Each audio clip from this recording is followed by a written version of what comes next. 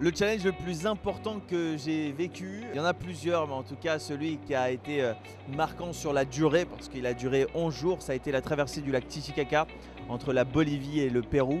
Je suis parti avec Malia Metela, une ancienne nageuse olympique, et Mathieu Wittvoet, un éco-aventurier, tenter de traverser ce lac navigable le plus haut du monde qui se situe à 4000 mètres d'altitude dans une eau à 12 degrés en totale autonomie. On a tracté un radeau à la nage et ça a été tellement dur, ça a été tellement difficile de faire ça à l'autre bout du monde, sans contact avec les proches, avec des conditions météo terribles. J'ai toujours eu de penser pour ce défi et ça a été très particulier pour moi. Ce qui me reste de ce défi, je dirais que c'est beaucoup de souvenirs.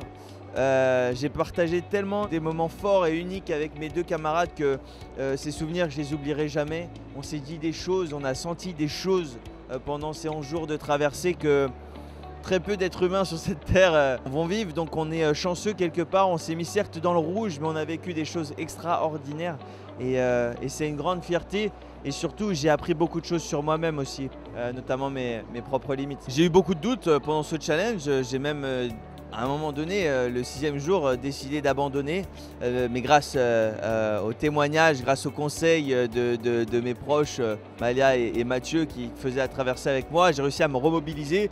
Et je dirais que j'ai des doutes à chaque fois que je me lance dans une aventure, dans un défi ou dans un nouveau projet. Et je pense que c'est même primordial d'avoir des doutes, parce que quand on ne doute pas, ça veut dire qu'on est trop sûr de nous et c'est là où on va se planter. Quand on doute, je pense que c'est tout simplement notre envie de bien faire qui fait un petit peu son effet.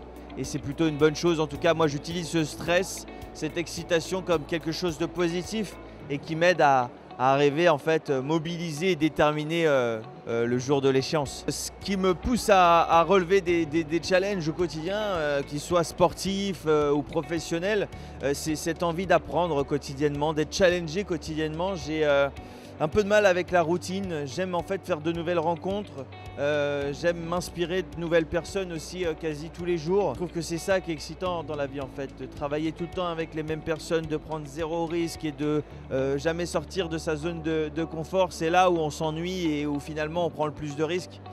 Quand on sort un petit peu de notre zone de confort, qu'on apprend à connaître de nouvelles personnes aussi, c'est l'occasion de plonger certes vers l'inconnu, mais aussi de pouvoir potentiellement monter très très haut. Si je devais donner quelques petits conseils, en restant évidemment très humble et à ma place, je dirais que c'est important déjà de s'entourer, de former équipe avec des gens qui nous sont chers, qu'on estime beaucoup. Je dirais aussi que c'est important de ne pas avoir peur de l'échec, même si on est bien entouré, parfois on peut échouer, on peut passer à côté d'un projet qui était important à nos yeux.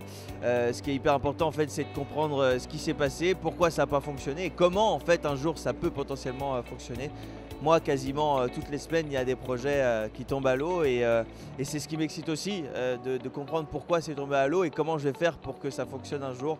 Donc je dirais voilà, s'entourer, ne pas avoir peur de l'échec et surtout toujours s'accorder le droit de rêver. C'est ça qui nous permet de nous lever tous les matins.